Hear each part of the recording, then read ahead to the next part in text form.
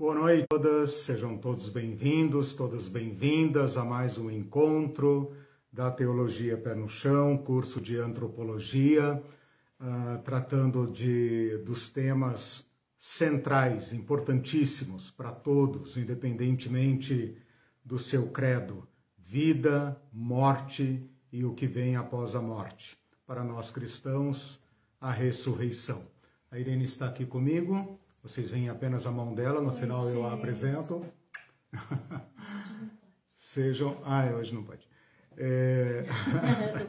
Sejam todos bem-vindos, então, ao nosso encontro. Enquanto vocês entram aí na sala, eu vou lembrando que nós temos um canal, Teologia Pé no Chão.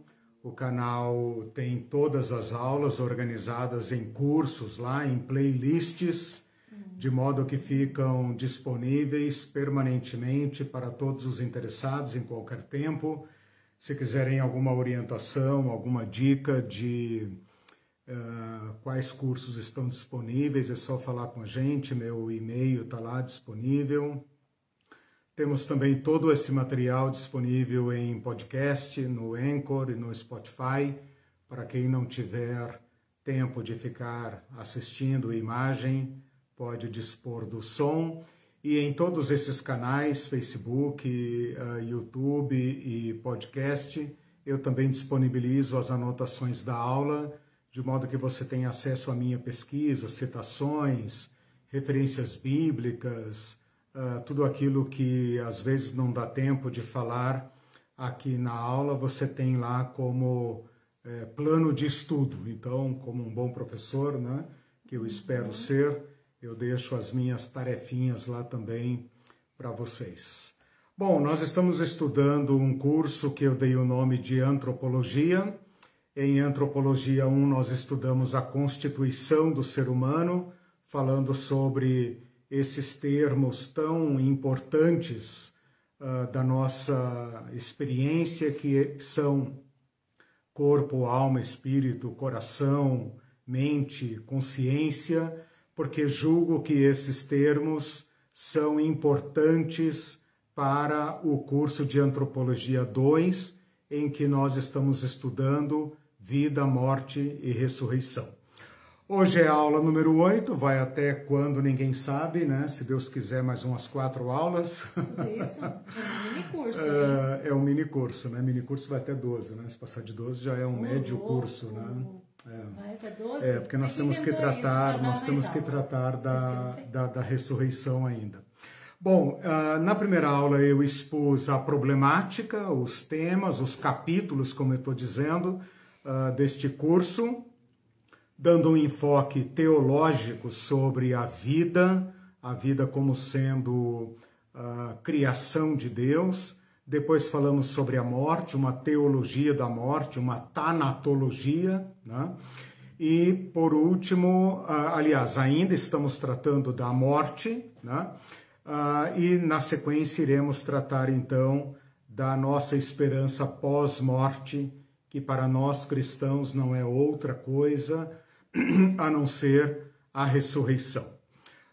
Dentro do tema da morte e também entrando no tema da ressurreição, nós estamos fazendo uma abordagem à morte de Jesus.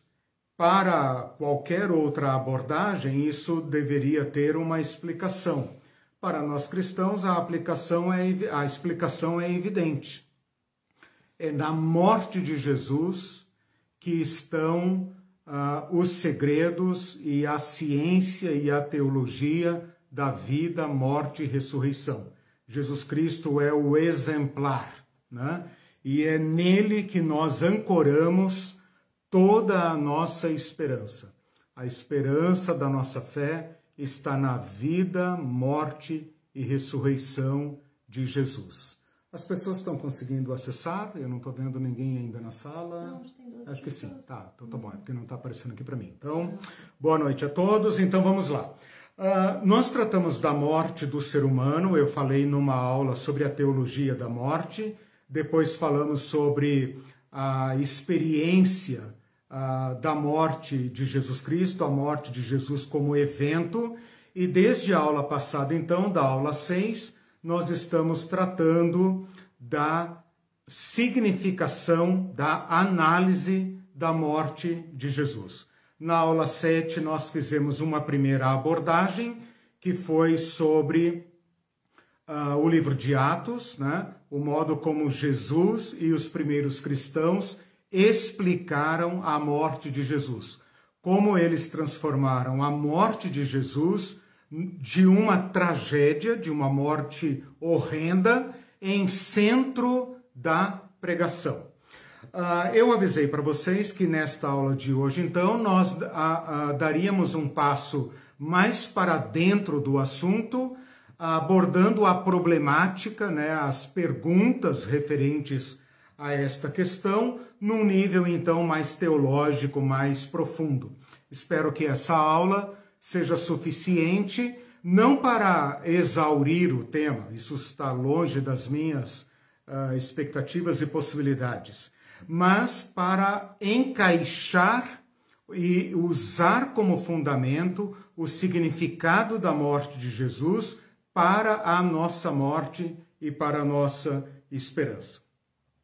Então eu vou fazer hoje uma abordagem, eu fiquei me batendo, a Irene é testemunha disso, sobre como abordar o tema, se faria uma abordagem de teologia bíblica ou de teologia sistemática, e acabei optando por uma teologia sistemática, porque ela vai me permitir fazer uma cobertura ampla, né?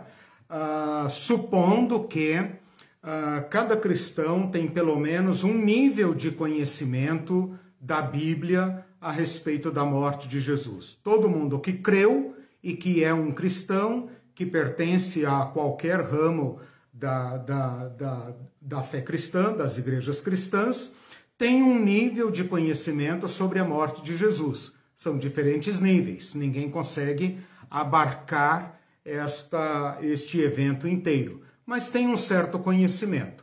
Pressupondo isso, então, eu já vou discutir o tema do significado da morte de Jesus, ou da teologia da morte de Jesus, a partir deste conhecimento básico, indo então direto para a sua problemática. É claro que vocês deverão aprofundar esse tema, né, conforme a sua curiosidade, necessidade, disponibilidade, cada um poderá aprofundar, porque nós estamos aqui tratando de 2 grandes capítulos da teologia sistemática. Olha o tamanho do desafio, né? Nós estamos tratando aqui de uma parte da cristologia, porque vamos falar de Cristo, e estamos falando de uma parte da soteriologia, que é a teologia da salvação, da obra da salvação. Sem contar que estamos falando também de antropologia. Então são pelo menos 3 capítulos da teologia, né? 2 principais e 1 acessório, que confluem, né? Convergem para este problema da morte de Jesus.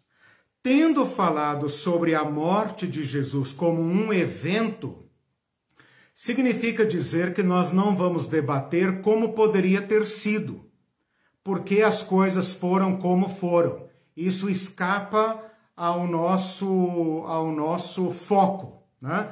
Por quê? Porque a morte de Jesus é dada a nós como um evento passado. Então não nos cabe aqui analisar ou julgar por que as coisas se deram como se deram. Porque Jesus nasceu, porque viveu, porque morreu, porque todas essas coisas aconteceram, porque não se deram de outra forma. Porque o Evangelho nos foi dado assim. Então nós vamos nos debruçar sobre o fato como ocorreu, né? Sem nos desviarmos para especulações completamente hipotéticas de como poderia ter sido, né? Isso não nos cabe, sai da história e sai da teologia. Aí já é filosofia, especulação, e a gente divagaria em cima de um tema muito importante. Mesmo sendo um evento, nós temos que ter consciência que ele é um evento em parte histórico, ou seja, aconteceu no tempo e no espaço, né? Há 2000 anos atrás, na Palestina, mais precisamente em Jerusalém, mas ele é também um evento que transcende a história. Por quê? Porque envolve o divino, envolve Deus e envolve aspectos e realidades que escapam à historicidade, escapam à nossa realidade material humana. Com isso, eu estou querendo dizer que nós vamos abordar parte do evento. Aquele evento que é dado a nós conhecer, né? E que é dado a nós interpretar. Então estou falando isso para que a gente tenha a seguinte consciência. Nós estamos no coração do mistério. Nós estamos no centro da teologia cristã. Talvez se fosse outras religiões, isso não teria sentido. Mas em relação à fé cristã, estamos falando do Cristo, o Cristo crucificado e ressuscitado, e este é um evento que transcende, né? Por que transcende? Porque envolve Deus e envolve aspectos que nos escapam. Com isso, eu não quero dizer que não é possível saber sobre a morte de Jesus. Porque se eu colar este rótulo de mistério sobre o evento, eu estou abrindo mão de uma fé inteligente, de uma fé que se debruça sobre os fatos e que busca conhecimento, que busca compreensão. Então, dentro de todas essas limitações e ponderações que eu estou fazendo, nós vamos avançar para dentro deste evento com toda a sua riqueza e complexidade e tentar extrair dele respostas às nossas perguntas, ok? Eu quero então apresentar para vocês hoje teorias sobre a morte de Jesus. Por que eu estou chamando de teorias? Porque são abordagens históricas, teológicas, dos cristãos de qualquer tempo, desde os primeiros apóstolos, como nós vimos na aula passada, até os mais recentes teólogos e mestres da igreja, que se debruçam sobre este evento central da nossa fé. E para abordá-lo, diversas construções teológicas foram feitas. E nessas construções teológicas, algumas metáforas, algumas analogias, algumas linguagens foram usadas. Nós estamos num momento da história em que nós podemos, teologicamente, avaliar estas teorias. Nós podemos ver como essas teorias foram adequadas, como elas responderam perguntas, como elas foram abusadas, no sentido etimológico, de extrapolar seus limites linguísticos, seus limites lógicos, né?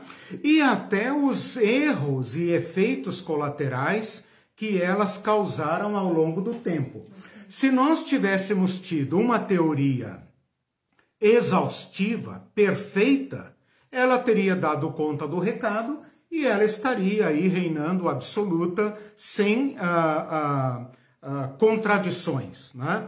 Mas o simples fato de nós termos algumas teorias ao longo da história da igreja mostra que houve necessidade ao longo do tempo de dar compreensão da morte de Jesus, levando-se em conta o contexto cultural, filosófico, político, social, religioso e etc., e as necessidades e as preocupações para dar conhecimento do fato, do evento de Jesus.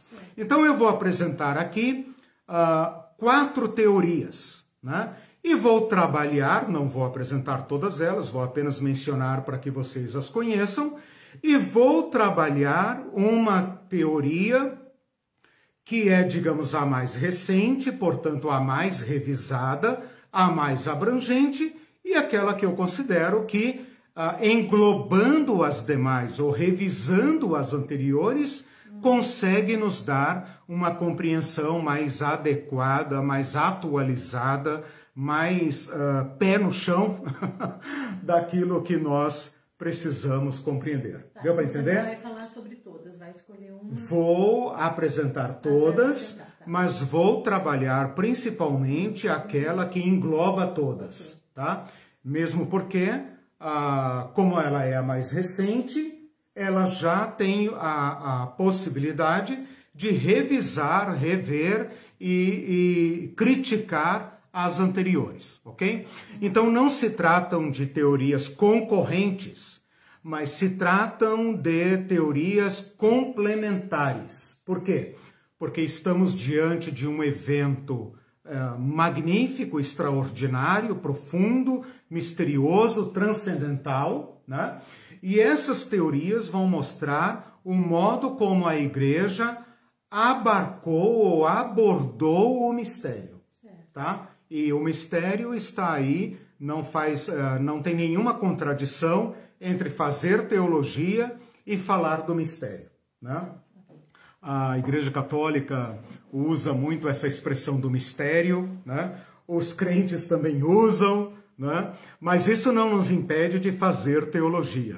Então nós estamos aqui, como eu disse, né, no coração da teologia, no coração de Deus, no coração do mistério, né? E estamos aqui como quem busca respostas não especulativas, mas para a nossa vida. Nós estamos implicados nesta questão. Antes de apresentar as teorias, então, tá? Eu vou apresentar alguns problemas que estão incluídos, né, que estão contidos na morte de Jesus, na análise da morte de Jesus. Nós poderíamos perguntar, eu vou apresentar primeiro as perguntas, porque as teorias são respostas a estas perguntas. Então, sobre a morte de Jesus, nós poderíamos perguntar com bastante liberdade, não há pergunta proibida aqui, tá? A quem se destina a morte de Jesus? A morte de Jesus é para quem? É do interesse de quem? Quem precisa da morte de Jesus? Para quem, a quem se dirige a necessidade? Então, a primeira pergunta tem a ver com o interesse, a quem interessa a morte de Jesus. E nessa segunda pergunta, a quem é necessária a morte de Jesus? E uma outra pergunta muito polêmica, muito delicada, mas que deve ser colocada na mesa é: quem matou Jesus? Quem causou a morte de Jesus? Quem levou Jesus à morte? Quais são as partes envolvidas neste evento da morte de Jesus? Deus está envolvido, obviamente, porque Jesus é o Filho de Deus, né? O ser humano está envolvido, obviamente, porque... Essa pergunta, quem causou a morte? Eu coloquei 3 perguntas. A quem interessa, a quem é necessário, quem causou. Tá. Então seria assim: interesse, necessidade e responsabilidade. Okay. Tá? E agora eu tô esclarecendo aqui um pouco a questão da pergunta. A pergunta seria assim: quais são as partes envolvidas aqui? Né? Deus está envolvido? Obviamente. Jesus é Filho de Deus, então Deus está envolvido em Jesus Cristo. A humanidade está envolvida? Sim, está envolvida. Jesus Cristo é o Filho do homem. Jesus Cristo é homem, nascido de Maria, nascido como qualquer um de nós nasceu, né? Jesus Cristo viveu em sociedade.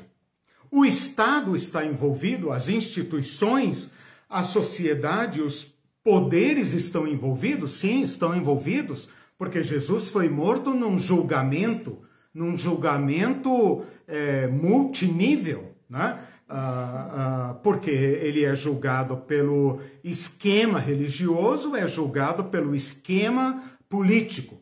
Então, os poderes conjugam para a morte de Jesus. O diabo está envolvido? Bom, como representante dos poderes, como personificação dos poderes opressores, evidentemente está envolvido, porque a opressão é operacionalizada por estas forças históricas, né? Mas elas têm sua dimensão transcendental.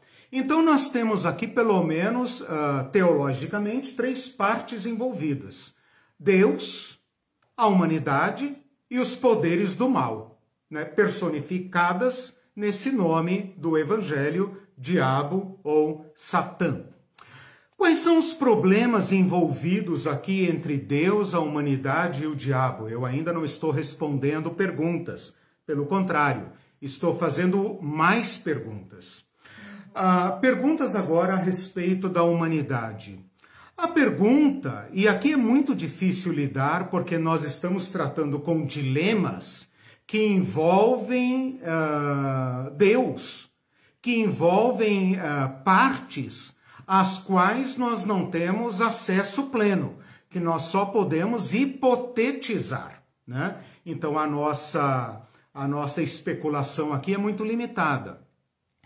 Mas qual é o problema da humanidade? Qual é o problema central da humanidade? Se a humanidade tem um problema, qual é? E como resolvê-lo? Ora, o problema último da humanidade, se a vida, como eu falei nas aulas passadas, se a vida é o maior bem, a morte é o maior mal. Então, se nós seguirmos a trilha dos problemas da humanidade, lá no final nós teremos a morte. A morte é a grande tragédia da humanidade. A morte é o grande ladrão que rouba da humanidade qualquer perspectiva, qualquer futuro, qualquer sentido, qualquer esperança. Vocês devem se lembrar que eu falei na aula sobre a vida que Deus é o autor da vida e que a morte advém de uma ruptura entre o ser humano e Deus. Então aí está o problema da morte. O problema da morte como sendo rompimento, desvio, inimizade entre o ser humano e o seu Criador. Como desfazer isso? Como reparar isto? Será que seria possível um passe de mágica, uma abracadabra, e tudo estaria resolvido? É um problema que está posto. A questão do pecado, que, apesar de ser uma palavra extremamente gasta, significa a rebelião do homem, da humanidade, contra o seu Criador e a adesão a um falso Criador, a um falso Deus, a um falso poder. Como resolver esta questão? Porque o pecado não significa apenas uma declaração de independência do ser humano em relação a Deus. Significa uma opção do ser humano contra o seu Criador e a favor, em obediência a um falso Senhor, que agora passa a dominar sobre o ser humano. E o ser humano tem uma história de dominação. A história da humanidade pode ser contada sob a perspectiva da dominação. E essa dominação, afinal, nos leva à violência e à destruição. O problema pode ser colocado também em termos de comunhão. Como reconciliar estas partes sem ofender a Deus e sem ofender o ser humano, sem agredir, sem rebaixar o ser humano? Como esse ser humano moral livre pode ser resgatado da sua escravidão, da sua rebelião e reconciliado por amor ao seu Criador? Em últimas palavras, eu poderia dizer como aquele humano criado por Deus portador da imagem e semelhança de Deus, pode ser restituído ao seu chamado original? Então, estas perguntas são apenas algumas, cada uma delas muito funda, muito implicante, né, que estão colocadas nesta questão da morte de Jesus. A quem interessa a morte de Jesus? Por que Jesus nasceu? Por que viveu como viveu? Por que morreu? Quem o matou? Né? E para que serve a morte de Jesus, afinal de contas? Quem exige esta morte? Deus, o diabo, o ser humano? Né? A quem ela se dirige, a quem ela beneficia, a quem ela repara alguma coisa, e se ela repara, o que ela repara? Bom, feitas essas perguntas então, ou apresentadas essas perguntas, eu passo a apresentar sucintamente as teorias. Tudo bem até aí? Anotei tudo que você falou e não sei onde eu cliquei aqui, perdi tudo. Tudo bem, vamos lá. Será que não salvou? Não foi? Pode ter ido e você não está vendo? Não. Se alguém estiver vendo aí as anotações da Irene, dê um alô ali, porque o inimigo está furioso. Perdi tudo. Bom, até agora então eu estou apresentando a problemática e como esta problemática se refere ao tema da nossa aula, que é a morte do ser humano, né? As teorias elaboradas e difundidas ao longo da história da Igreja são, na ordem cronológica, estas. Teoria do resgate. E aqui a linguagem envolvida será a linguagem do sequestro. Mais ou menos isso. Vocês conhecem a palavra da redenção, do resgate, da remissão, né? O ser humano como escravizado sob um senhor que o domina e o governa e que não o devolve a não ser pagamento de resgate. Segundo essa teoria, que é a mais antiga lá dos pais da igreja, Deus resgata o ser humano do poder de Satã. Então Satã faz o papel de senhor rival, senhor opressor, sequestrador. O ser humano faz o papel de vítima, Deus faz o papel de redentor e Jesus Cristo é o pagamento. Esta teoria tem seu fundamento dentro das Escrituras, porque a palavra da redenção, a analogia da redenção está presente tanto no Antigo Testamento como no Novo Testamento. Então, esta analogia tem seu cabimento, tem seu fundamento, e ela serviu para responder às questões a respeito da morte de Jesus durante séculos, né?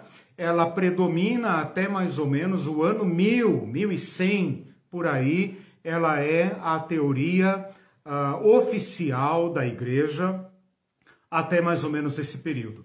A partir desse período, não significa que essa teoria caia em desuso. Significa que novas teorias surgem para dar melhores respostas às perguntas novas que estão sendo feitas a respeito da morte de Jesus.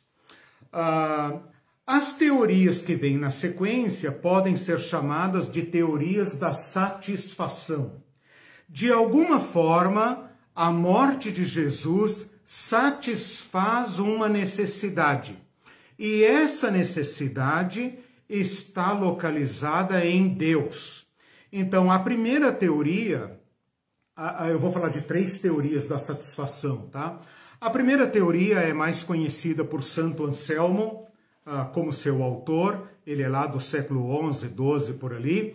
E ele vai desenvolver uma teoria chamada da satisfação, ou seja, a honra de Deus foi ofendida pelo pecado humano e isto não pode ficar assim. A humanidade deve reparar ao governador do universo, a esse governador cósmico, mas a humanidade não tem como redimir-se a si mesma.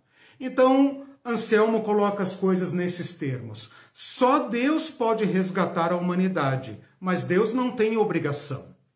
Só a humanidade tem obrigação, mas a humanidade não pode. Então coloca-se aí no meio o único que pode, o Deus homem. É alguém que está à altura de Deus, portanto pode colocar-se frente a frente com Deus. E também pode redimir perfeitamente o ser humano, porque é homem como nós. Esta é uma teoria que tende a privilegiar a relação interna de Deus, né? Deus reparando-se a si mesmo, independentemente da opressão, independentemente do ser humano. O ser humano não participa desta transação jurídica, né? Aqui então vai entrar a linguagem jurídica e a linguagem até comercial, né?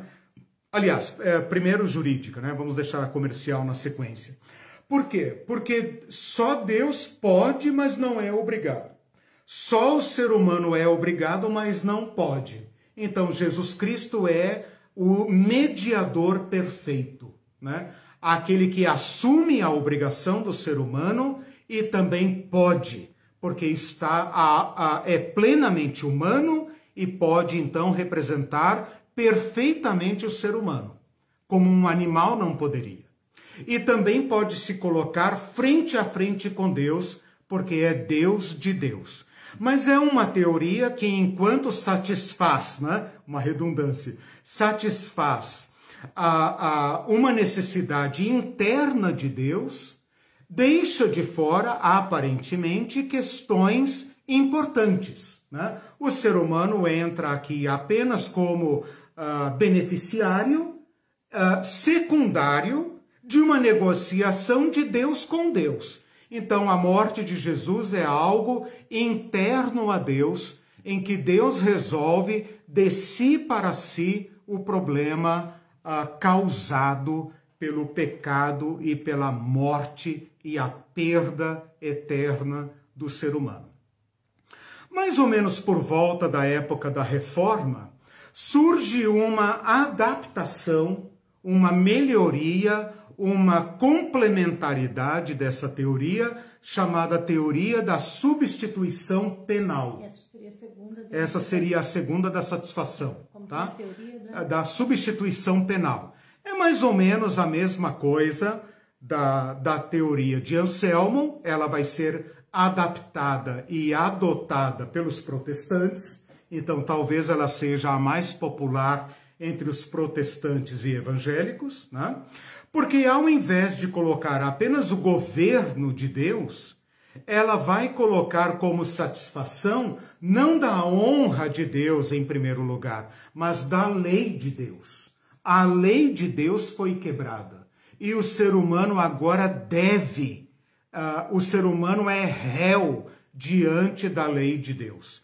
E a execução dessa lei é a morte do ser humano. Então, cada ser humano morre executando ou cumprindo, melhor dizendo, a sua sentença. De modo que a cada ser humano está como é que fala? Hebreus, né? A cada homem está determinado, né? Morrer uma só vez, né? Hebreus está ordenado morrer, né? Determinado morrer uma só vez. Cada morte de ser humano, cada ser humano morre uma vez e ao morrer está cumprindo a sua sentença penal. De modo que é impossível que um ser humano possa redimir outro ser humano. Porque se ele der sua vida, ele está apenas cumprindo sua própria penalidade.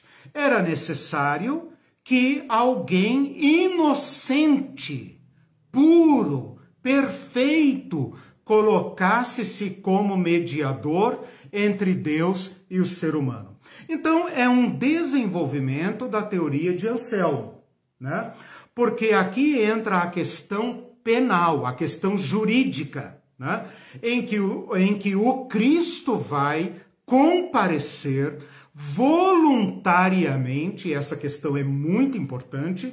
Cristo não foi arrastado, laçado, trazido, esfolado para a cruz. Ele caminha resolutamente para voluntariamente dar sua vida, e ele é apresentado aos tribunais humanos e ele não tem culpa. Ele é a vítima perfeita, o Cordeiro de Deus que tira o pecado do mundo. Então Jesus Cristo cumpre os requisitos de um substituto perfeito. Por quê? Porque sua morte é voluntária. Se Jesus Cristo tivesse sido laçado, amarrado e arrastado para a cruz, esgoelando para salvar-se, sua substituição não seria aceita. Mas como ele voluntariamente caminha para a cruz, então a sua morte satisfaz o quesito da vítima voluntária. Mas havia um outro quesito. Jesus Cristo deveria ser puro e sem pecado. E os evangelhos e o Novo Testamento todo dão a Jesus este veredito de não acho nele culpa alguma. Jesus foi morto por um plano arquitetado num julgamento ilegal, né? Então, embora Jesus pudesse ter causado muitos problemas, o seu julgamento foi notoriamente ilegal, né? E mesmo que as autoridades tivessem tido razão em imputar crime a Jesus, Deus o considera inocente. A questão não é Roma, a questão não é o Sinédrio, a questão é Deus, é a lei de Deus que está aqui em questão. Então, nesse sentido da substituição penal, Jesus Cristo é aquele Cordeiro de Deus, o Cordeiro que foi morto, que voluntariamente deu a sua vida, e esta vida foi aceita por Deus. E aqui, então, ocorre uma transação jurídica, mas também contábil. Aqui que entra a palavra contábil que eu antecipei agora há pouco. Por quê? Porque a culpa do ser humano é atribuída a Jesus, é lançada na conta de Jesus. Aqui a linguagem é contábil mesmo, né? Ela é lançada na conta de Jesus. E a inocência de Jesus, a pureza de Jesus é lançada na conta do ser humano. Esta doutrina é conhecida como a doutrina da justificação e está no cerne da reforma protestante, né? Em grande parte, a ruptura dos cristãos alemães e europeus do século XVI se deu em torno da questão da justificação, que hoje o Vaticano já revisou e já há grande acordo ecumênico a respeito destas teses. Bom, mostrei então a segunda teoria da satisfação penal. Uma terceira teoria da satisfação é quase que uma repetição da primeira, mas ela também é uma adaptação calvinista, né? Calvinista da teoria da satisfação, que é chamada a teoria da satisfação governamental, né? É muito semelhante à de Anselmo, né? Apenas contextualizada. É interessante que essa teoria é de um jurista, se não me engano, alemão, agora me escapa aqui, eu coloquei lá nos anexos, depois você vai ver, Grocio, né? Apesar de usar o nome latino, me parece que ele é alemão, um jurista, e ele usa o direito para elaborar a sua teoria. Deus não pode, por ser o governador do universo, o legislador, o juiz, ele não pode fazer vistas grossas ao pecado, à rebelião do ser humano. Portanto, essas teorias da satisfação, elas vêm desde mais ou menos o ano 1100, né? Na escolástica católica, é recepcionada pela Igreja Protestante, pelas diversas igrejas protestantes e desde então elas predominam ao longo da teologia, tá? Então não é que uma substitui a outra, elas complementam aspectos da riqueza do significado da morte de Jesus.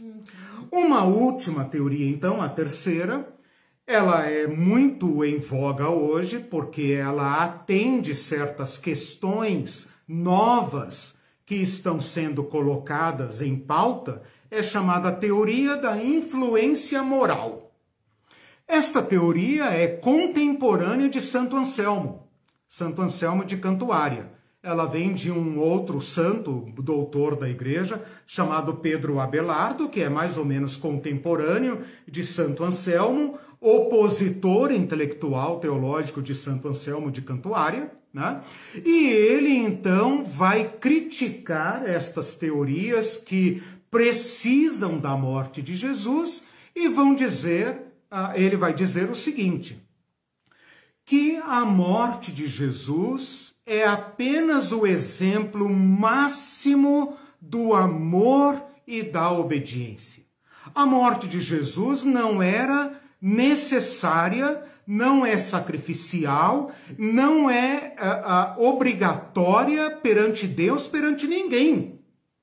Mas ela é o auge, o clímax da fidelidade a Deus, do amor profundo de Jesus por Deus, e é então oferecida à humanidade, né, como uma influência moral, ou seja, a morte de Cristo está como dado histórico apresentado à humanidade para que a humanidade se inspire em Jesus na prática do bem, na prática da ética, na prática do amor, na prática da fidelidade a Deus. Então, Jesus Cristo está com sua tortura e sua morte, cutucando a nossa consciência, chamando-nos para fora do horror, para fora da violência, né? Mas estas teorias todas, como vocês podem perceber, elas deixam de fora aspectos importantes, elas não conseguem abarcar completamente a profundidade, a transcendência, a riqueza, a extensão da morte de Jesus. Ok? Então, até aí, eu apresentei 3 teorias, sendo que uma delas tem 3 versões, digamos assim. ABC para não confundir nas 3. Então, beleza. Tudo bem, então? Posso prosseguir?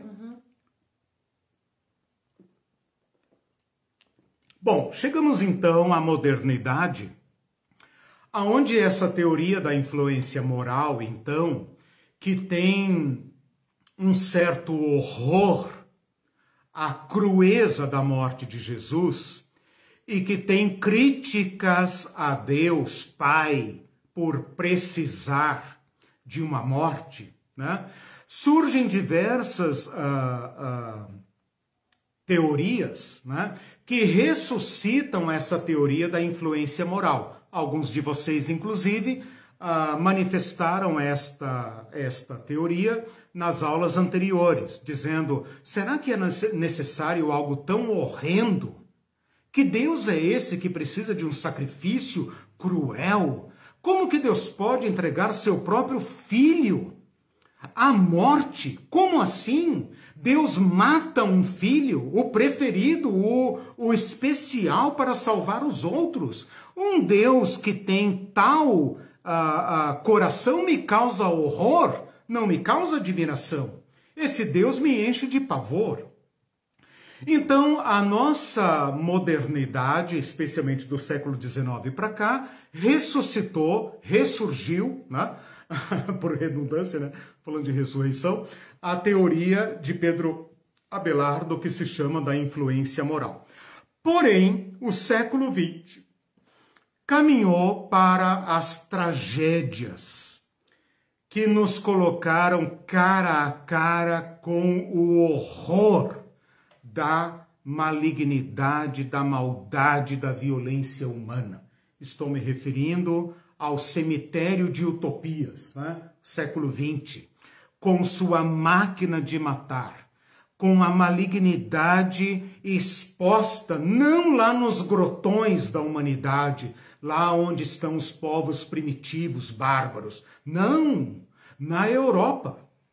Na Europa, berço da civilização, berço do iluminismo. Na Europa da filosofia, na Europa da música, da arte, da ópera, de tudo que há de mais belo na cultura humana. Ali, na Europa cristã, brota o que nós conhecemos como talvez o maior horror da história da humanidade.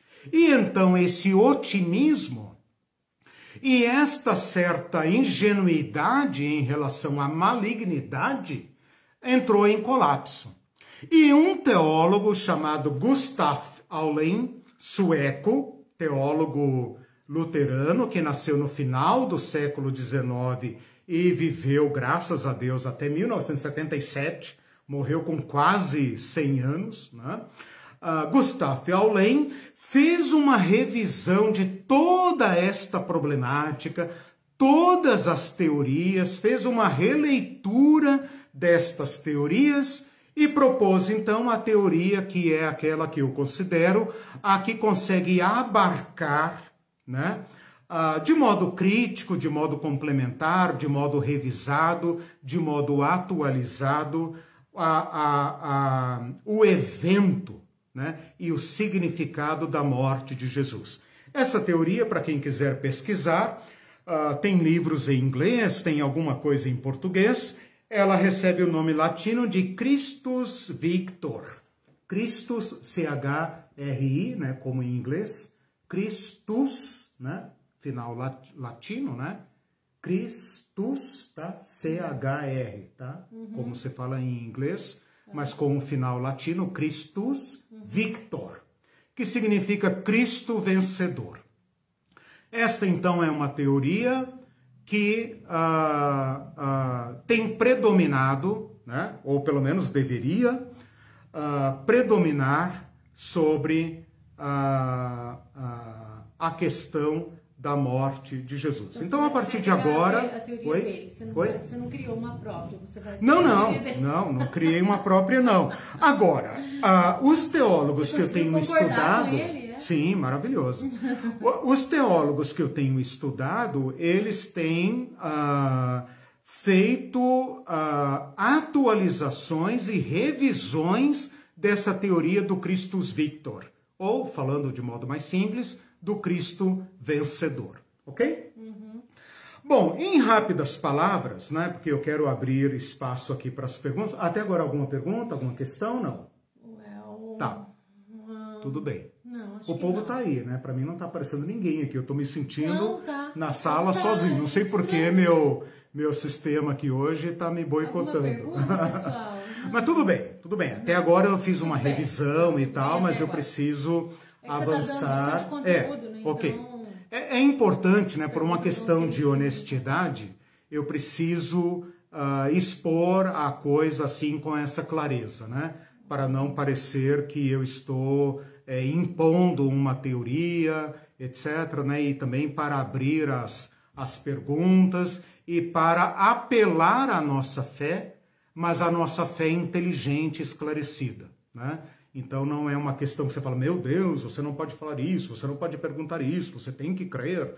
Se você não crer, você está em pecado. Não, nós podemos nos debruçar sobre o evento da morte de Jesus, né? Sem torná-lo... proibida, né? Não tem pergunta proibida, embora o evento, como eu falei, extrapole a nossa competência, o nosso alcance, né? Mas eu desafio vocês a conhecerem este coração da nossa fé. Bom, em rápidas palavras, então, eu vou colocar aqui a problemática e como Jesus Cristo resolve a problemática. Segundo essa teoria, ele volta lá na criação, então eu volto aqui também nas aulas que eu dei sobre a vida, para falar que Deus cria o ser humano com um chamado.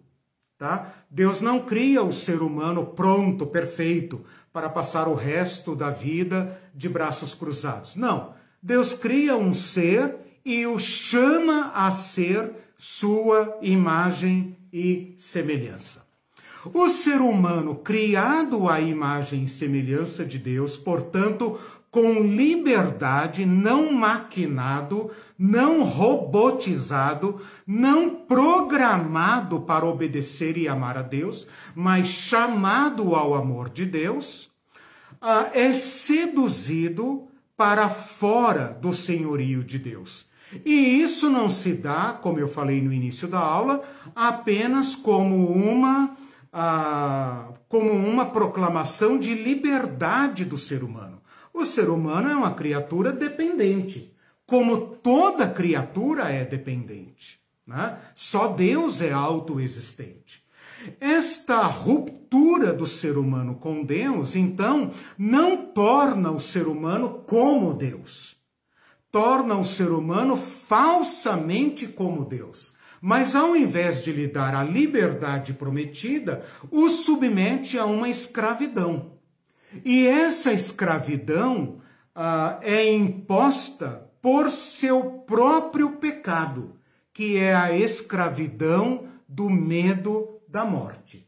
Então a morte agora vai roubar a esperança e o chamado do ser humano. Aquele ser humano no qual o Espírito de Deus agia para chamá-lo, para levá-lo a ser imagem e semelhança de Deus, é agora rompido com Deus, e este vazio, lembra de Agostinho? Este vazio deixado pelo Criador é ocupado pelo medo. Medo da sua extinção. Ele não tem como voltar. A morte é irreversível, porque o ser humano não se torna livre, se torna agora portador de um destino que ele escolheu. E Deus, na sua justiça, permite que o ser humano viva sob o senhorio daquele que o homem escolheu. Então o ser humano passa de um domínio para outro, porque ele é um ser dependente. O pecado, então, é muito mais do que uma liberdade do ser humano. Porque alguém poderia dizer, Deus é um ditador, né? Deus não tolera a liberdade. Mas a questão é que o ser humano se torna agora um escravo, né? Um escravo, privado do seu chamado, privado do seu sentido, privado de toda a esperança. E este vazio deixado no seu coração é ocupado pelo medo. E então o ser humano vai criar um mundo à sua imagem e semelhança, dominado pelos poderes que o dominam. E ele vai agindo de forma a potencializar estes poderes. O que são os nossos mundos, se não máquinas de matar? O que são as nossas sociedades, se não máquinas de vitimização, de destruição, de privação da vida? Por mais que nós queiramos ser a Europa ariana, a Europa de Hitler, a Europa do predomínio, etc. Ali onde o ser humano quer ser o super-homem de Nietzsche, ali se manifesta a mais hedionda máquina de matar. Portanto, nós não escapamos de forma nenhuma deste domínio da violência. E tudo que nós fazemos gera mais violência. Por quê? Porque nós temos medo. E porque nós temos horror à nossa extinção, nós nos vemos como os rivais uns dos outros, né? Porque qualquer um agora pode me matar. E para evitar morrer, eu sou obrigado a também me tornar violento. Né? E os deuses imaginados por esta sociedade também são deuses violentos. E este estado de coisas, então, vai erigir o sistema sacrificial, o sistema do sacrifício e da vítima. O ser humano é que cria a ideia do sacrifício humano. Nossa. Da morte do ser humano para agradar os deuses que ele cria como imagem dele mesmo. O que o Deus do Velho Testamento faz é uma limitação. Deus impede de modo total o sacrifício de vidas humanas e educa o povo do Antigo Testamento a usar animais provisoriamente, né? Nos quais eles possam então cumprir de modo reeducado, de modo ressignificado, a questão da expiação. Porque o ser humano sabe que está sob o domínio do pecado, o domínio da morte. A morte, nesse sentido, não é tanto uma condenação imposta por Deus, mas é consequência necessária, inevitável, incontornável da ruptura do ser humano em relação ao seu Criador, fonte da vida.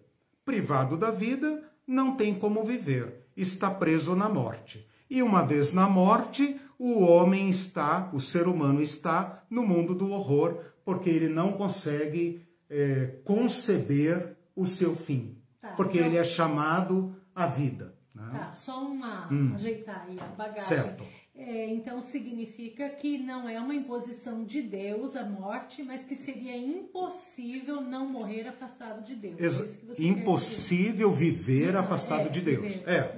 Okay. Claro que quando a gente pega aquelas teorias da satisfação, é claro que a morte, usando a linguagem jurídica, é claro que a morte é uma sentença divina. Mas, por outro lado, é a declaração de um fato. Sim, né? Para mim faz diferença, porque nós aprendemos o tempo todo que Deus impôs isso. Como se fosse um arbítrio. Isso. Como se fosse assim, na minha lei é assim. É assim. Então Deus criou essa lei, né? E agora ele, como ele é o super imperador do universo, ele não retroage e não tem negociação com ele. Mas se ele a declaração de um fato, para mim faz diferença. Faz diferença. Então, a faz diferença que eu percebo. Então, percebam, olha o que a Irene está chamando a atenção. Percebam como nós lutamos para lidar com estes dados. Né? Então, a linguagem jurídica, ela não está ausente das escrituras. Ela não está ausente. Né? Mas nós podemos perfeitamente ver a morte como consequência fática necessária da nossa rebelião contra Deus. Por exemplo, Paulo vai usar aquela expressão que o salário do pecado é a morte. Okay. Salário do pecado é a morte. Quer dizer, não, o pecado no sentido, não no sentido popular, né? Pecado no seu sentido etimológico, teológico, de aversão a Deus, de ruptura com Deus.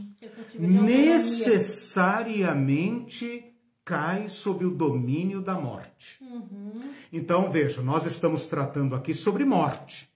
Na nossa teologia, a morte não é um dado natural da vida humana. A morte é uma decorrência de um desvio que nós temos em relação a Deus. Okay. Esse desvio está mascarado em nós. Está mascarado na nossa sociedade. Está mascarado em tudo que fazemos. Tudo que fazemos tem a cara de Babel. É para fazer célebre o nosso nome, para que nós vivamos muito e bem. Né? São as tentativas de viver sozinhos, sem Deus é objeto do nosso ódio. Porque se ele existe, ele nos permite morrer. Se ele existe, ele nos permite morrer. Não estranha que o iluminismo, né, tenha levado à morte de Deus. Né? E sem Deus não temos mais como explicar o mal. E aí ficamos cara a cara com o mal. Né? O mal in natura, né? Como o mal desmascarado no século XX. Queria tratar rapidamente sobre a questão do perdão, porque às vezes pode parecer para nós que Deus pode tudo, então Deus pode perdoar. Né?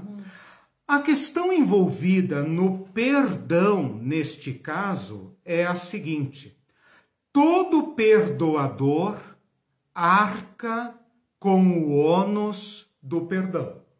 É inevitável. Tudo que você perdoa, você trouxe o dano para si. Então, se Deus tivesse perdoado, vamos supor, vamos hipotetizar aqui, vamos tirar Jesus Cristo da história, né? Jesus Cristo não precisa encarnar, não precisa vir, não precisa pegar o evangelho, não precisa nada. Deus dá um jeito aí, ele manda alguém, profeta, sei lá, ele manda alguém e ele fala, olha, gente, tô de bem de vocês, tá? Zerou, etc, etc. Talvez houvesse entre nós pessoas que dissessem, que legal, Deus está de bem de nós. Outros diriam, quem é esse cara? Né?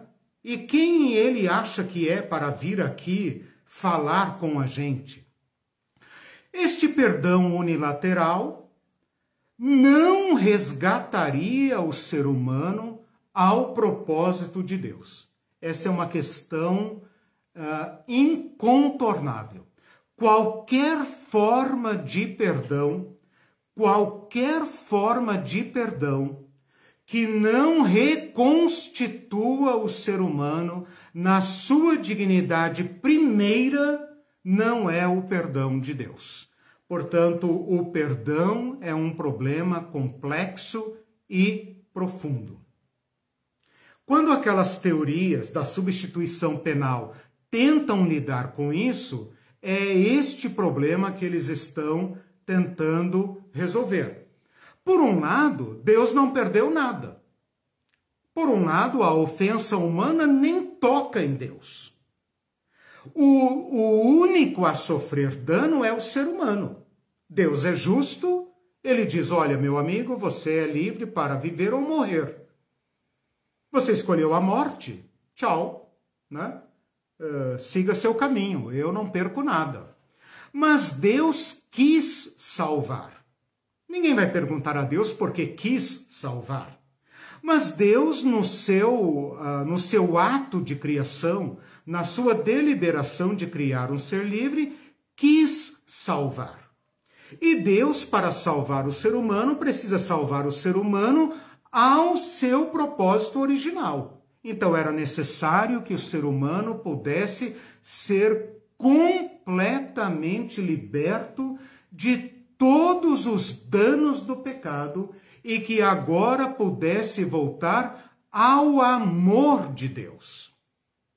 Portanto, um perdão unilateral, um perdão no sentido de anistia, não transformaria o ser humano, não libertaria o ser humano da sua rebelião, nem permitiria a reconciliação do ser humano ao amor de Deus, sem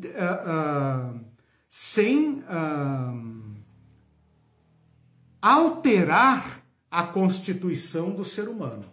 Então eu não sei até que ponto nós conseguimos compreender isso, mas é uma questão profunda que Deus tomou sobre si por pura graça. Não há nenhuma necessidade que o move a salvar. Se a morte de Jesus é inócua, é apenas por influência moral, então sua encarnação também é. Ele não precisaria ter vindo. Ele poderia ter mandado profetas. E os profetas receberiam o destino que todos os profetas receberam, né? A morte, o apedrejamento, o exílio, a tortura e etc, né?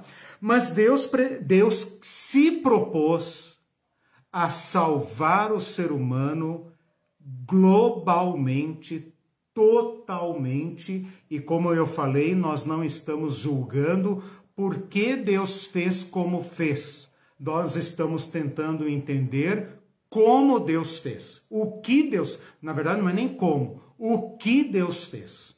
Porque assim o Evangelho nos foi dado. Nesse sentido, só um minutinho, nesse sentido, toda a vida de Jesus, a encarnação de Jesus, Filipenses 2, né? Não julgou como usurpação o ser igual a Deus, antes a si mesmo se esvaziou, apresentando-se em figura humana. Toda a vida de Jesus, a pregação de Jesus, a morte de Jesus, a ressurreição de Jesus são o Evangelho. E aí, em Jesus, no ato de Jesus, na palavra de Jesus, na vida de Jesus, na pessoa de Jesus, está a resposta global, definitiva e eterna para toda a problemática no que tange a nós e ao propósito de Deus para nós. Quanto disso nós vamos compreender, aí é uma questão para a vida, né? Queria colocar apenas mais uma questão sobre a necessidade da morte de Jesus e quem matou Jesus, porque isso é importante. Okay. Antes de dizermos, antes de pensarmos naquelas respostas dadas pelas teorias anteriores, é necessário dizer o seguinte: Deus enviou seu Filho em forma humana, o Verbo se fez carne. E este homem, Jesus, assume a humanidade de modo total e perfeito e recapitula a história da humanidade. Assim como Adão fracassou como humanidade, assim como Israel fracassou como humanidade, Jesus Cristo agora é o novo Adão e o novo Israel. E naquilo que a humanidade fracassou, Jesus se apresenta como o homem segundo Deus, o homem fiel, obediente a Deus, que traz o bem, que vive para o bem, vive para o amor, e mesmo tentado, acossado, assediado, perseguido, ameaçado, jamais lança mão da violência e jamais retrocede na sua fidelidade a Deus. Ao fazer isso, Jesus desmascara a nossa malignidade, tanto aquela que está estampada nos poderes malignos da sociedade, na nossa bestialidade humana, como aquela malignidade que está mascarada de justiça e democracia, no cidadão de bem. Jesus Cristo desmascara a nossa inimizade contra Deus. Jesus Cristo desmascara o medo que nos move, o medo que nos acovarda, o medo que nos faz cúmplices dos poderes que nos matam.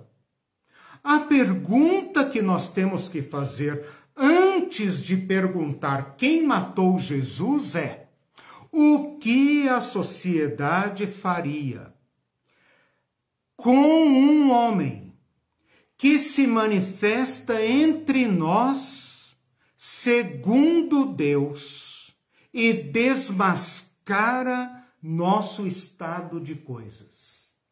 A resposta que a história da humanidade é morte. Matem-no. Matem-no.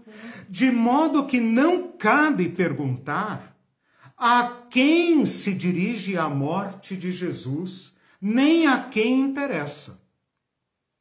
Eu me lembro, me contaram, né? Desculpe se eu estiver propagando ou transmitindo algo que eu não presenciei, mas quando... Como é que chama aquele ator que fez o Paixão de Cristo? Mel Gibson. Quando o Mel Gibson fez aquele filme Paixão de Cristo, há mais de 10 anos atrás, por aí, fez o maior sucesso e tal, né? Ele foi criticado pela crueza do espetáculo hollywoodiano, evidentemente, porque nós estamos acostumados com aquela crucificação, como é que fala, rígida, né? Quase com assistência médica, assim, para Jesus ficar bem limpinho, e ele carregou na dramaticidade, provavelmente sendo muito feliz na retratação histórica, né? Mas ele foi acusado de suscitar antissemitismo. E perguntaram para ele, quem matou Jesus, os judeus ou os romanos? Ele falou, eu. Me desculpe se essa, né, eu acredito que seja verdade, não tem motivo para alguém fazer uma fake dessa, né? Mas se ele não disse, deveria ter dito. Deveria ter dito. Essa é a melhor resposta. Como nós reagiríamos a quem desmascara a nossa malignidade? Aquela que nós lutamos para ocultar. A resposta do Evangelho, a resposta da história da humanidade é: matem-no. Então, Jesus Cristo é proposto por Deus para pregar a reconciliação. Um erro daquelas teorias é não envolver a maldade incorporada por Satã e pela humanidade no jogo, no drama da morte de Jesus, né? Porque toda a história de Jesus é expiatória, não é apenas sua morte.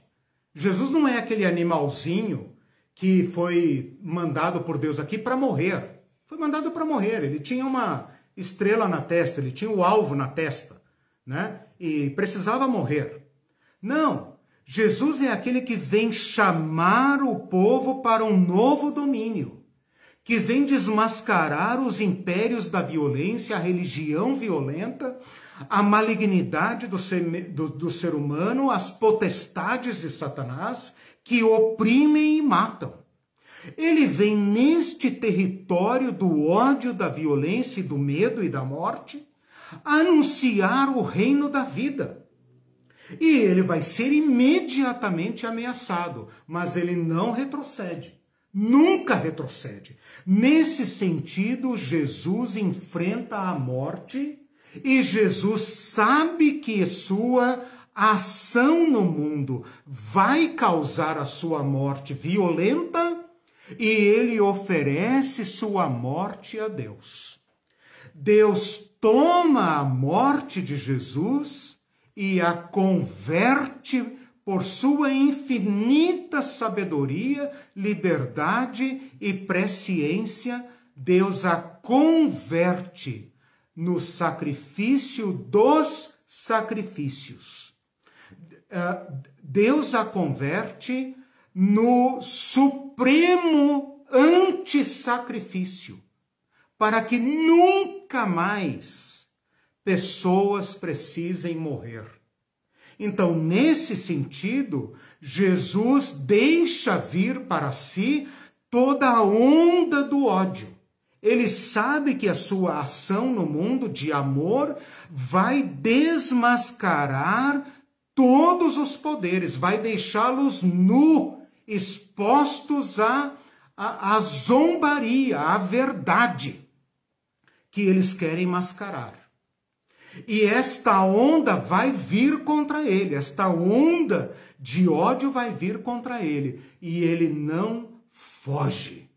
Ele é concitado a reagir com violência.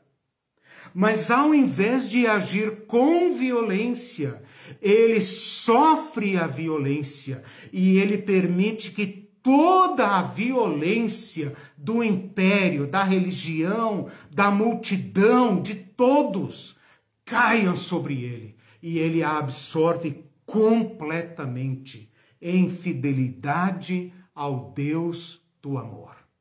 Não se trata de um Deus matando o seu filho. Não se trata de um Deus passivo, governante, impoluto lá nas alturas, que quer sangue. Trata-se de um Deus que em Cristo, encarnado em Cristo, traz sobre si a malignidade humana, a suprema violência de matar o próprio Criador. Deus permite que o ser humano descarregue nele o seu ódio, sua violência e consume o seu pecado máximo. E o transforma. Aí está o ato da graça de Deus. E o transforma.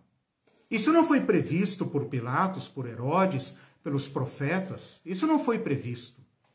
Esse é o mistério revelado.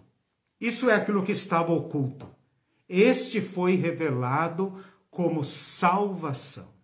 O Cristo ressuscitado vem anunciar a paz. O Cristo ressuscitado não vem matar, não vem trucidar, não vem descarregar raios e trovoadas. Vem anunciar a paz. Este é o Evangelho.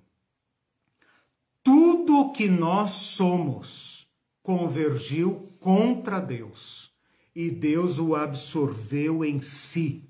E em si resolve, soluciona, perdoa e devolve vida, vida que nasce da morte, né? Devolve vida ao ser humano. Uma última pergunta que tem que ser feita é como isso é lançado a nós, porque Deus o considera nosso representante e nós somos por obra do Espírito. Percebam que eu estou falando aqui da Trindade, uma outra dimensão que não é contemplada nas teorias anteriores. O Espírito Santo não aparece naquelas teorias. E Deus parece um rei distante. E Jesus um pobre coitado que está apanhando do seu próprio pai, por coisas que ele não fez. Nesta teoria do Christus Victor, a Trindade está completamente envolvida, porque Jesus Cristo uniu-se à nossa carne, ele eleva toda a nossa humanidade a Deus. Ele entranha nossa humanidade a Deus.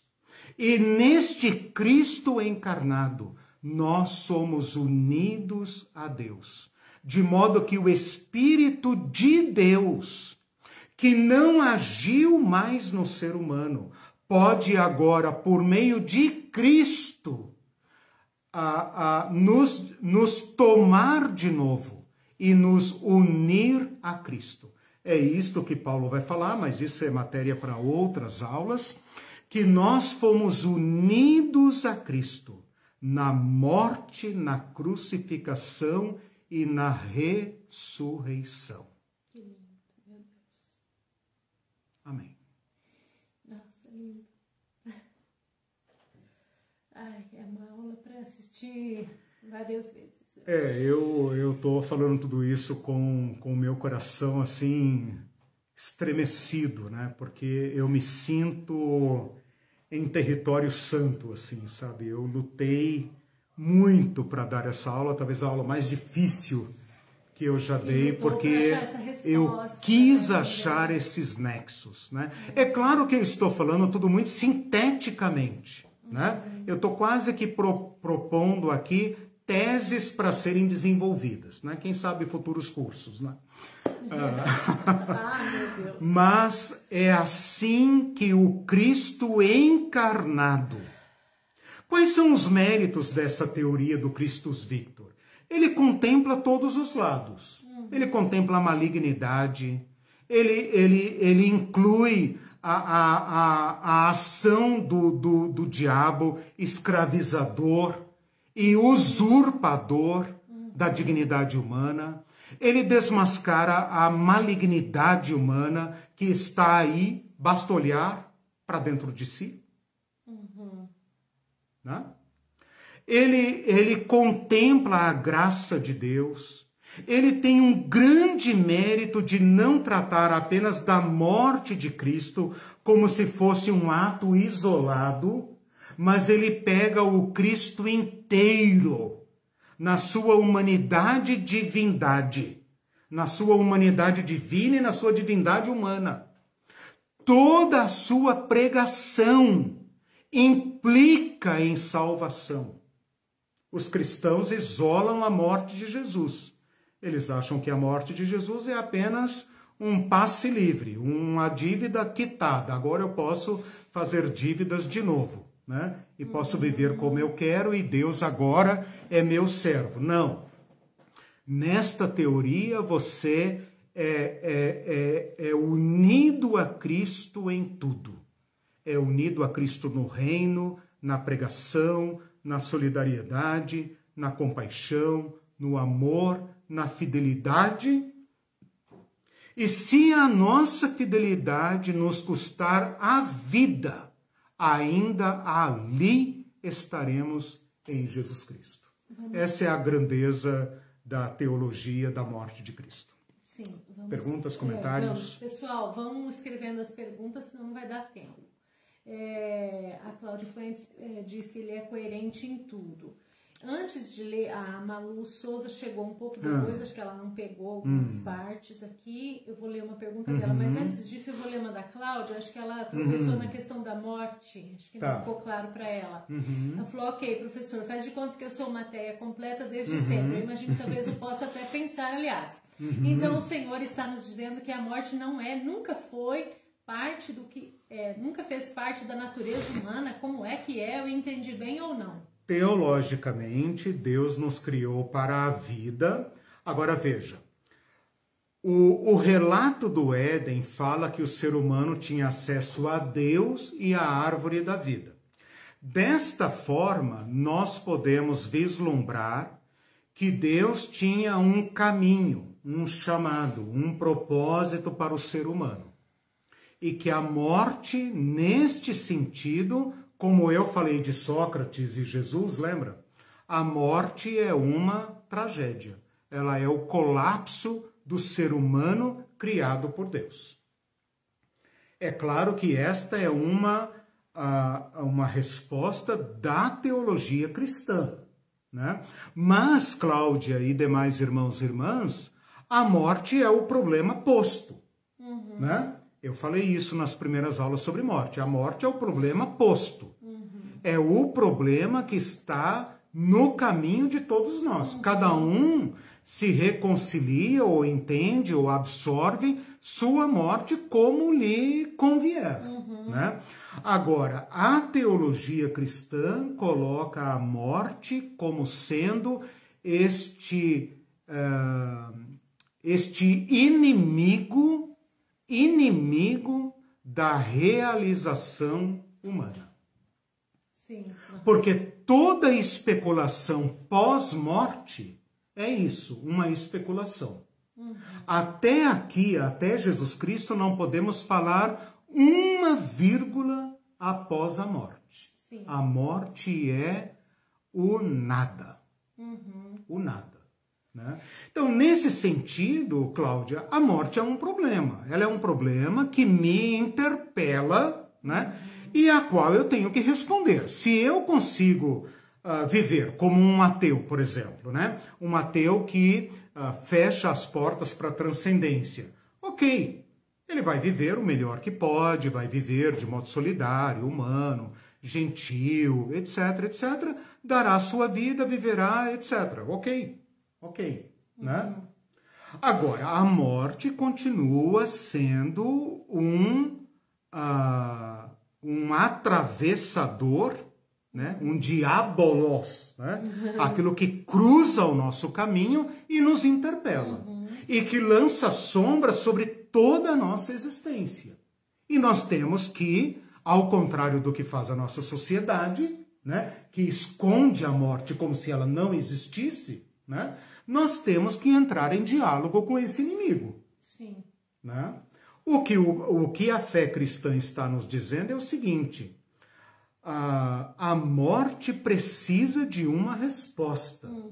E a resposta é dada em Jesus Cristo. Em Cristo. Eu lembrei daquele Jesus Cristo é vida da vida. Tem a vida. Exatamente. Né? Isso é vencer a morte. Vencer a morte, independentemente do que isso significa. Porque nas próximas aulas eu vou avançar para esse pós-morte. Okay. Né? Mas a resposta da teologia cristã é esta. Nós não precisamos aceitar a nossa extinção. Certo. Nós podemos aspirar realização. Porque essa realização encontra a resposta em Deus. Não sabemos como é. É esperança. Não sabemos como é. Sabemos que Cristo entrou na morte por nós. Tem um teólogo que eu li que ele fala assim: Cristo sofreu o abandono por nós, para que nós jamais soframos o abandono até na morte. Então, nós não precisaremos clamar: meu Deus, por que me abandonaste?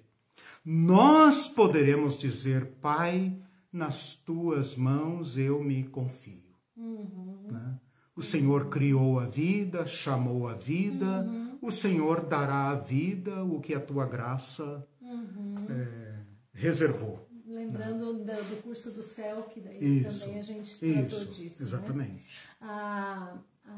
Agora eu vou ler a dúvida da Malu, que ela não chegou em tempo, talvez vai precisar dar uma revisadinha para ela. Ela diz assim: dizer ser ele mesmo um novo caminho foi uma oposição a outro caminho ensinado pelos opressores religiosos do seu tempo? Sim. Que outro caminho seria esse? Clareia aí a minha ignorância. Todos os outros caminhos. Legal. Todos os outros caminhos. Quando se fala que Jesus veio enviado por Deus na plenitude do tempo, é interessante pensar que nós estamos diante da religião judaica na sua culminância, né? No seu máximo desenvolvimento, e nós estamos no super império da antiguidade. Ali é o auge da humanidade. Né? Se a humanidade tinha que descobrir alguma coisa, teria que ter descoberto até 2000 anos atrás. Né? Então nós podemos dizer que a humanidade construiu seus caminhos. E não há escapatória para a violência. Tudo que nós criamos mata e destrói. Mesmo que tenha esse verniz democrático, civilizatório, Cristo o desmascara. É claro que nós não nos julgaremos maus. É claro que nós não diríamos de nós mesmos: nossa, nós somos uma potestade má. Nossa, mas em face do reino de Deus, dos pequenos, do amor, da solidariedade, da paz, nós só podemos manifestar a cara da violência. Mesmo que seja a violência religiosa.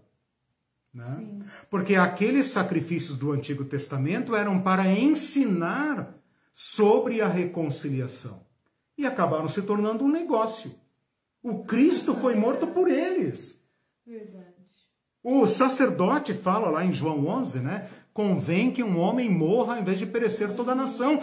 Por que ele não ofereceu um sacrifício pela nação? Ele não acreditava mais na expiação.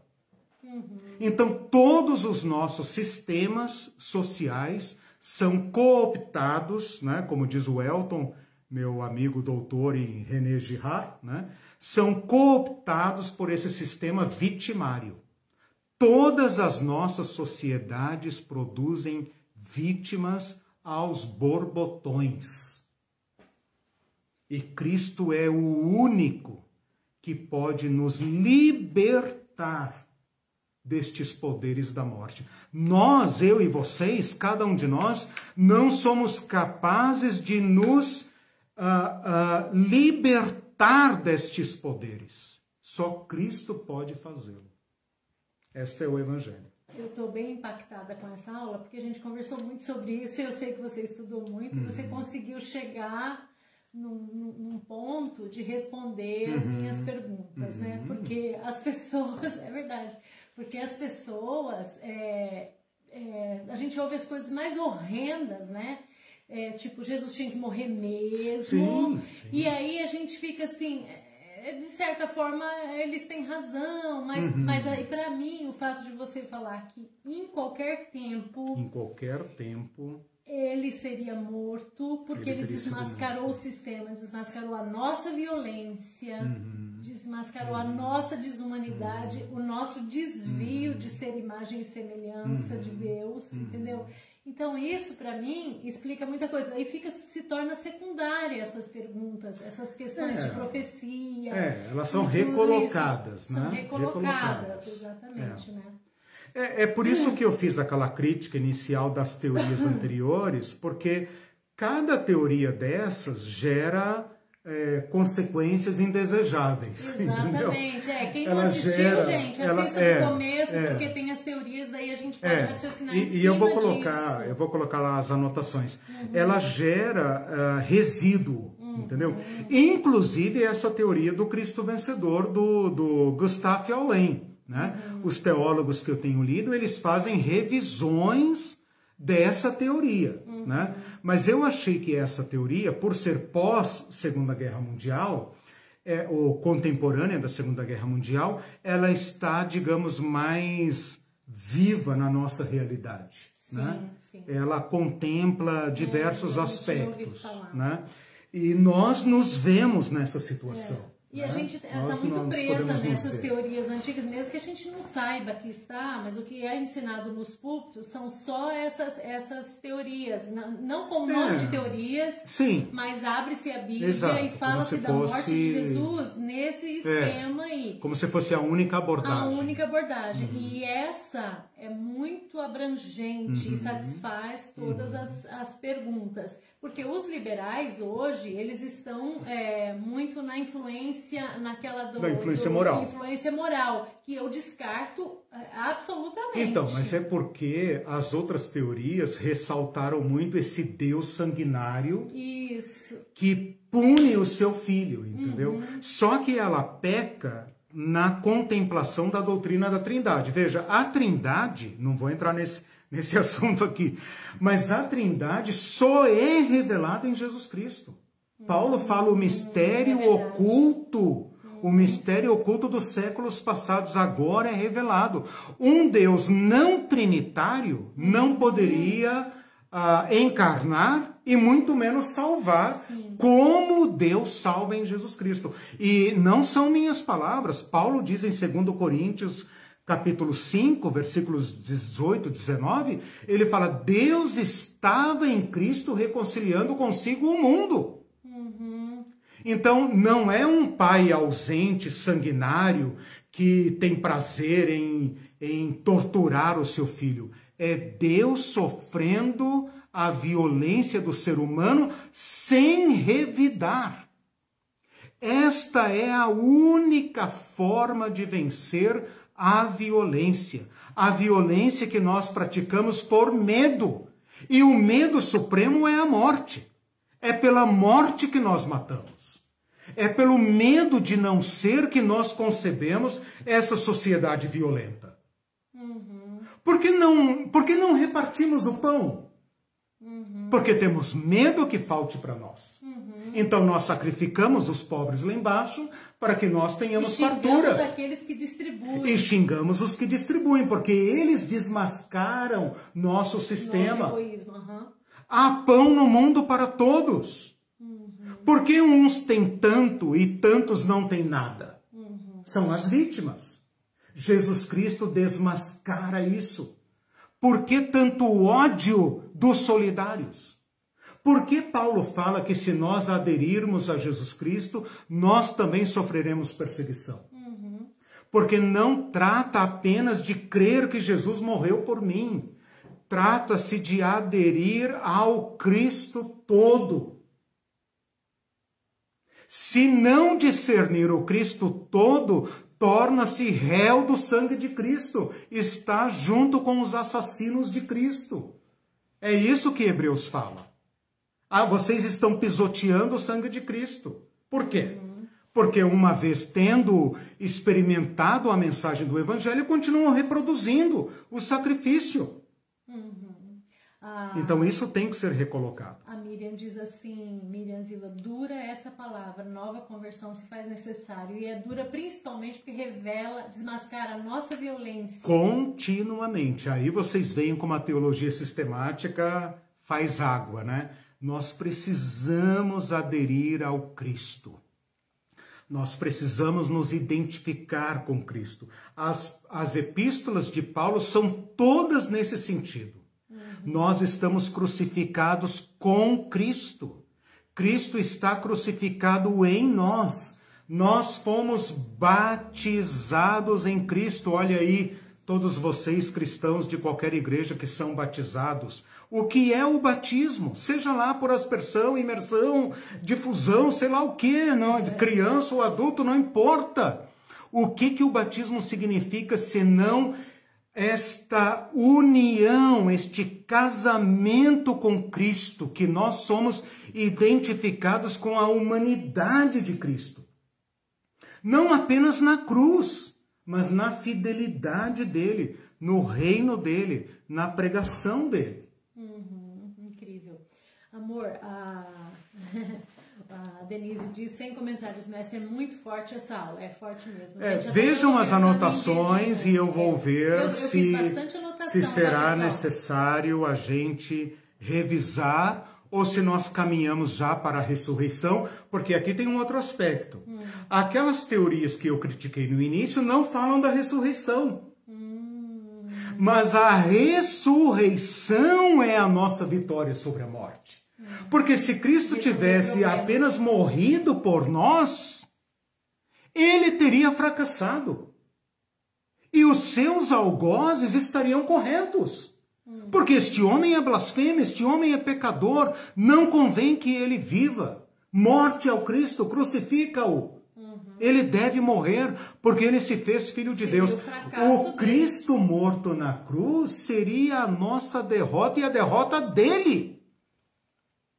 Mas a ressurreição de Cristo significa o julgamento de Deus contra a humanidade. Esse que vocês consideraram indigno de viver pelos seus sistemas, suas cortes. Deus o fez Salvador e Cristo. Deus o exaltou. Então, em Cristo, Deus vira a nossa sociedade de cabeça para cima. Né? Então, tem muito mais aqui do que as nossas vãs palavras conseguem elucidar. Eu vou fazer uma última pergunta do José Carlos, mas não sei se vai dar tempo de responder. Aí depois, se não der, você responde. O que dizer da teologia calvinista da depravação total? Ela faz sentido, embora, José Carlos, né? Todas essas teorias, elas vão se desgastando e elas vão gerando resíduo. O que eu quero chamar de resíduo? Conclusões indesejáveis, elas vão sendo usadas, elas vão sendo cooptadas pelo sistema de dominação e passam a ser opressoras e não libertadoras. Né? A depravação total, teologicamente, né, originalmente concebida, ela simplesmente quer dizer que tudo em nós foi tocado pela corrupção. Não se trata de uma depravação profunda, porque nenhum de nós é tão pecaminoso quanto pode ser. E isso nos ilude. Mas é uma depravação extensiva, no sentido de que tudo em nós foi tocado pela corrupção. É isso que significa depravação total. Então, não significa, não é profundidade. Ou seja, nenhum ser humano é tão maligno quanto pode ser. E isso é assustador. Porque cada um de nós pode ser mau. E muito mal. E nós sabemos disso. Né? Nós sabemos disso. Nenhum de nós pode ser tão mal quanto tão mal quanto pode ser, mas é no sentido da latitude, da extensão. Ou seja, não há nada em nós que não tenha sido tocado pela corrupção. Por isso, José Carlos e demais irmãos e irmãs, caminhando para o encerramento, Jesus Cristo é a resposta final de Deus para nós. Hoje eu abordei, melhor dizendo, um aspecto, o aspecto da morte, da reconciliação. E não estou entrando nas questões de soteriologia, cristologia e tal. Estou apenas querendo mostrar por que a morte de Jesus nos liberta da nossa morte. Porque nos reconcilia de novo com o Deus da vida. Deus, Efésios, quer ver? Um último versículo para ler, né? Efésios 2, 8, né? Efésios 2, 8.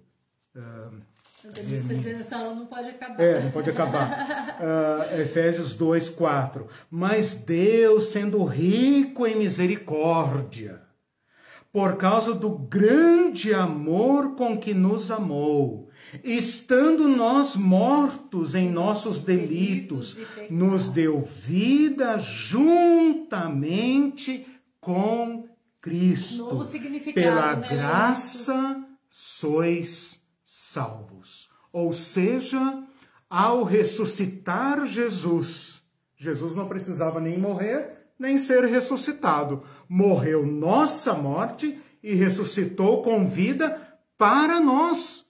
Porque Jesus é eterno Filho de Deus. Ele morreu nossa morte e ressuscita com a nossa vida. Então nós somos unidos a Deus. Por isso vencemos a morte. E por isso o Evangelho fala que antes de Cristo, vivos nós estávamos mortos. Mas agora mesmo mortos estamos vivos em Cristo. Olha o paradoxo. Aquele que tentar preservar sua vida de Deus está na morte. E aquele que correr risco até de morte para lançar-se em Deus está na vida. Esse é o paradoxo do Evangelho e nós não temos como esgotar isso em 1h30.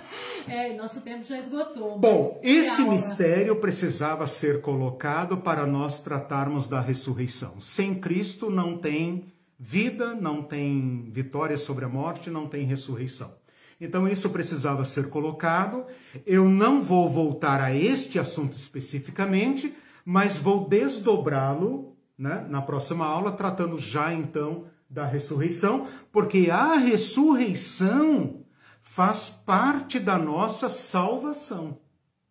Né? Se Cristo tivesse apenas morrido por nós como um mártir, como um herói, ótimo, nós teríamos uma influência moral. Exatamente. Influência moral.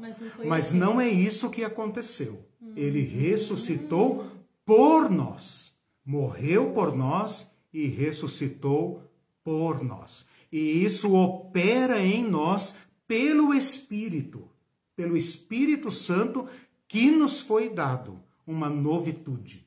Novo acesso. Todo mundo tinha que saber disso, né? Que coisa. Gente, eu poderia desligar a câmera aqui, porque se a Irene creu na minha pregação, eu não preciso mais nada. Gente, compartilhe o mais que vocês puderem, porque realmente é um Obrigado, gente. Conteúdo maravilhoso. Deixo vocês aí com esta graça do nosso Senhor Jesus Cristo. Até domingo, na nossa aula do Evangelho. Pessoal. Tchau, tchau. Tchau. Beijo.